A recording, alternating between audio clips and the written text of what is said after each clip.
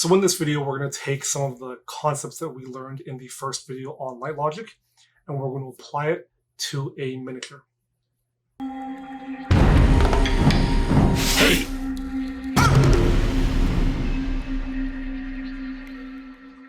So now that we understand the basic rules of light logic and how to apply it to the four fundamental forms, we can then start to take it and begin to apply it to our miniature painting. When we take a model like this, it's got a lot of complex surfaces, it's got a lot of details. It can be a little daunting at first to try and figure out where all of our lights and shadows are going to be.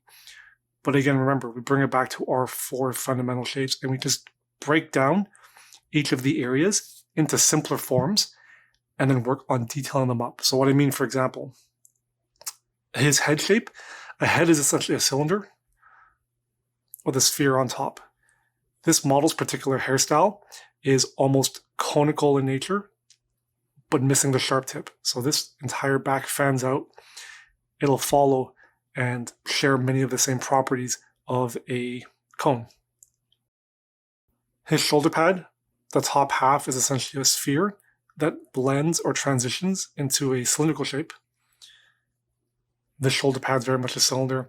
A Space Marine is pretty easy in terms of the limbs, but any other person's limbs as well, you can sort of model around cylinders that you then sort of accentuate with muscular forms or whatever it is that's on the figure's arms and legs. Something like these wolf tails, for example. They're half cylinders on top, a bit of a cylindrical shape, and then they become sort of bendy, sausagey cones. So they're going to share much of the same properties as a cone. Breaking down these complex forms into these four fundamental shapes, we can start to then simplify and work out our lights and shadows. Now for this piece and for this video, we're going to be painting this model in grayscale very roughly to block in our light side, our shadow side, work out where our highlights are, and then touch a bit on reflected light. Now instead of using pure black and white for this, I'm also going to use a mid-tone gray. And the purpose of this is to help illustrate the divide between the light side and the shadow side. Remembering back to our talk on values, all the values that belong on the light side are always going to be brighter than even the brightest values on any part of the shadow side. So we know that if we're using the medium sea gray as the darkest value of our light side, there's going to be no value on the shadow side that ever gets brighter than this. And rather than try and mix that color consistently with the black and white, I'm just going to use a medium gray to keep it consistent throughout the course of this demonstration. So the first step is to pick a light source. We're going to stick with a single light source for this to keep it simple. And we're going to go 3/4 top down directly from the front. So we're going to start with the head and we're just going to block in using this medium gray, our light side.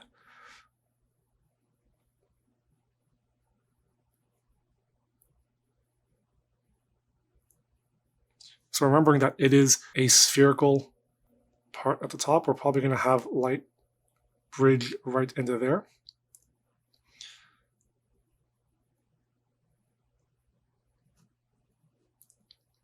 And then the bottom part, especially under the cheekbones, will hit shadow. His hair, very much a cone.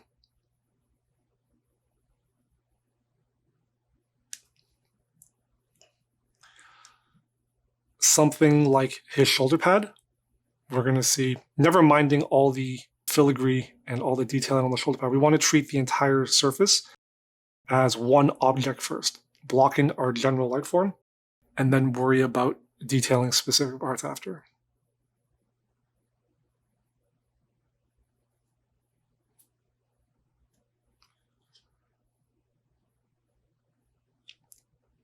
This elbow pad's like a cylinder. We're probably going to get a light side till about there, keeping consistent with the shoulder pad.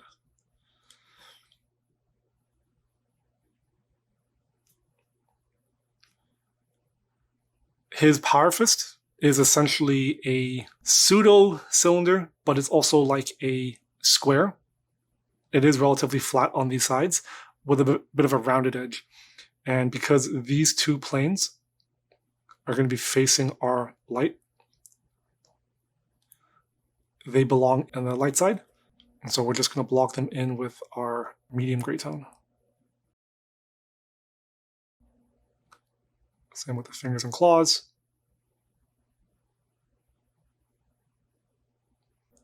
So something like this wolf talisman with a cylinder, this part will be in the light.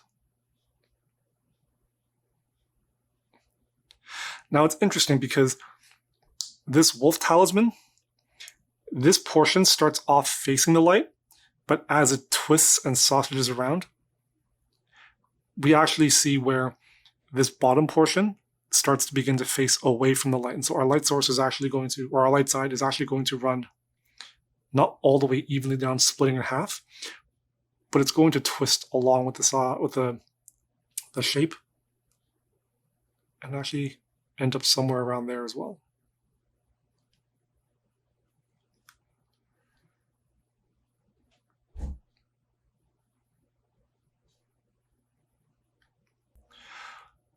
This entire leg, this bottom portion actually faces down and away from our light source. So this actually is our shadow side of this particular leg. But some of these raised surfaces, much again like the hair and the wolf tail talisman, bit of a sphere here, bleeding into a cone there. And then where the foot bends back again, it's going to catch some light here. And we essentially repeat this process for the entirety of the model, taking each portion of it or segment of it, breaking it down into those four simple basic shapes, and then working out how to apply our lights and shadows, blocking in our light side and our shadow side before refining. Now this shoulder pad is interesting because it is a sphere up top, but we also have this interesting reverse curvature where the shoulder guard dips in a concave shape and then hits this nice flat surface on top. So what's actually going to happen is if we imagine the light coming from here, we can see that this surface actually faces away from our light source a bit and will actually sort of sit in our shadow side before it curves back out into a light side, back into a shadow side.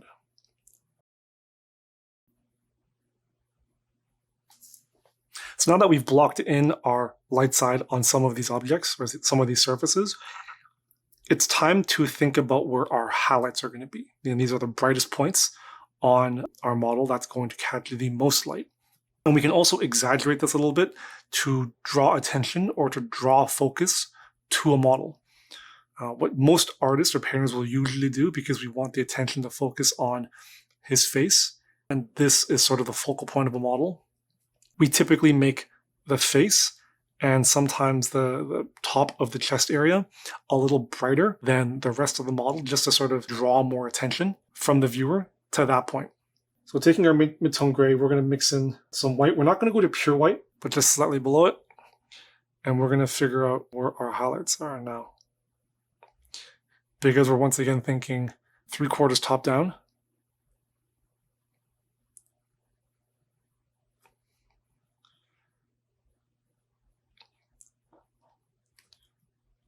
That's probably where our highlights are going to be. We're going to catch some on the nose, top of the beard, his cheekbones, maybe his lower lip, bottom of the beard. In a similar vein, we're probably going to catch some on this facet of the gem, this heraldic shield is sort of like a flattened sphere. And catch a highlight there. The tip of this raised edge.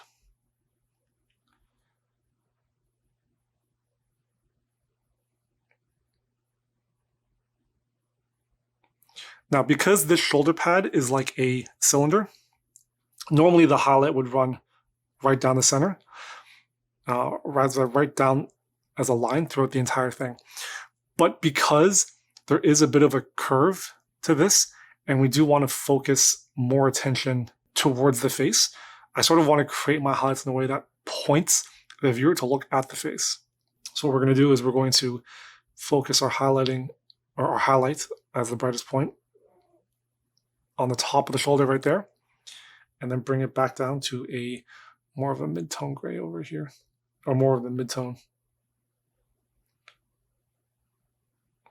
Similar there. On something like his backpack, gem facet right there.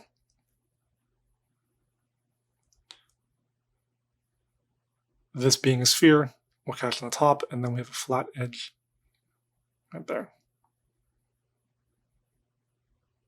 And much like figuring out our light side, it's just about going through each of the parts of the model and figuring out where the brightest point or where the most light is going to catch on that surface based on the direction of our light source. A shoulder pad, for example. And by blocking it in this way, especially at the very, very beginning when we're trying to understand or break down our understanding of light and shadow, this is very useful exercise to do, because once we've blocked it in, we know that however bright our highlights go, we can't go brighter than these points. And similarly, when it comes to our shadows, we know that our reflected light especially can never be brighter than the darkest tone in our light side. Speaking of reflected light, so now we have to consider objects both on the model and in the surrounding environment that will actually bounce back some of our direct light source and create what's called reflected light. Remembering our core rules of light logic, reflected light can never be brighter than the source, and it's dependent on the distance of the actual light source and the proximity of the object reflecting it to the object it's being reflected on. So for this model, assuming there's nothing around it, we're going to have two primary sources of reflected light. The ground is a major one, and then a lot of his own detailing will reflect light back onto some of the surfaces of the model. So for example, on the ground, when the light hits objects on the ground, it scatters everywhere. It's never going to be an even 90-degree turn or a 90-degree bounce. Because no surface in nature is perfectly smooth, there's always going to be natural imperfections and dips. Reflected light bounces everywhere. It can make it hard to try and figure out this reflected light and how the direction of light should actually travel, but it also gives us a lot of artistic license and leeway, because as long as we adhere to our rules of light side and shadow side and how we place our values and how strong or weak we make the values, we can get away with a lot with reflected light. So for example, on this shoulder pad, we're probably going to get reflected light in our shadow area from the shoulder pad bouncing back on itself. We're probably going to get some reflected light from this dagger, bouncing light back onto the shoulder pad, the forearm vambrace, bouncing light back, the hair bouncing light in, some of this wolf tail in the backpack bouncing light in. So we're going to get a lot of reflected light happening all around this shadow area. So we can be creative with this in our understanding that as long as we adhere to these core rules, it's not going to be totally unrealistic. So we're going to mix some black into our medium gray tone. And this allows us to keep this reflected light value always darker than our darkest value in the light side. And really at this point, figuring out how reflected light will bounce is just a matter of treating each object that's reflecting the light as a light source. So for example, if this dagger were to reflect light back onto the shoulder pad, basically any surface that faces directly to the shoulder pad catches light, just like it would from our primary light source. Now, because the dagger is probably made of a reflective metal, it's going to reflect very strongly, which means that our reflected light is probably going to be much stronger. Whereas something like from the wolf tail, the wolf pelts, the reflected light's not going to be very strong. Fur doesn't reflect, or it isn't a reflective material. However, because it is pretty close, we're still going to get some of that color reflecting in. And who knows, maybe the shoulder pad has some reflective material in it. Maybe this shoulder guard is actually made of gold, and it being a pretty reflective material itself will catch more, or it'll absorb more of that light. So maybe some of that reflected light will be brighter on the shoulder guard where it catches that light.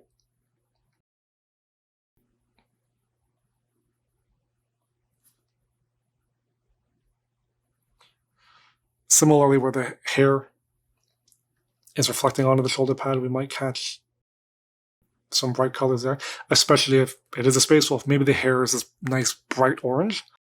It'll reflect pretty strongly and create some nice reflection in there as well.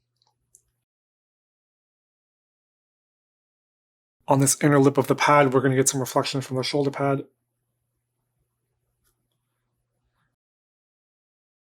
And again, because I am mixing black in with my mid-tone gray, I know confidently that my reflected light values right now are appropriate. They work because they're not brighter than the brightest value of my light side. And you, again, do this for the entire model, for every surface that you want to do reflected light on.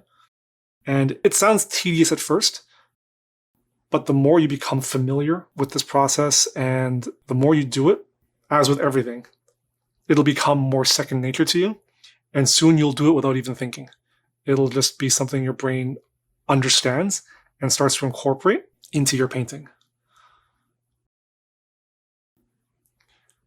And for particularly complex surfaces like shoulder pads with this filigree, once you've blocked in some of your major areas of light and shadow, you can then begin to refine. So for example, where this filigree is, right underneath, we're probably going to get a bit of a shadow because the light is going to be blocked a little bit by some of these raised surfaces. And you can go as dark or as bright as you want. It depends on what you as the artist want to communicate to the viewer. If you wanted to communicate that this filigree is very, very raised, very big, then maybe you'll go with a darker shadow. If you want the filigree to be, or to appear much more subtle, then maybe you'll keep the shadowing much softer. And it's important to always think of your big blocky core shapes first before working in to refine the little details, particularly with things like shoulder pads with this kind of a detail where it's a lot of raised edges, or especially when you're doing something like a shoulder pad with an imperial eagle. If you're trying to do a non-metal eagle shoulder pad, there is a temptation to want to highlight and shade each feather on the wing individually, and that can lead to an inappropriate application of your highlights because you're not considering the overall form of the object. And realistically, a shoulder pad is a simple rounded surface. It's a sphere with a cylinder on the bottom. You consider your light and shadow for that simple form first, and then you fine tune and you work into greater detail as you drill down to all the elements on a surface. And that's really it. The process itself, it is fairly simple in terms of breaking it down. Where the challenge comes is both in the complexity of a figure and also once you start bringing in multiple light sources. That's where the real challenge of lighting a figure becomes, because now you're having to think through so much more information and it can be overwhelming. It can be a challenge. I fully encourage you to simplify, to always start with a single light source. And as you're painting, as you're applying the lights and shadows, think through the logic behind it and just put in the hours. The more you do it, the more comfortable you're going to be doing it, the better you're going to get at it, and soon it'll become second nature. So if you enjoyed the video, give it a like, and don't forget to subscribe for more awesome content, and follow my Instagram at SirJohnTheHo for daily updates on my hobby progress. Until next time, happy hobbying!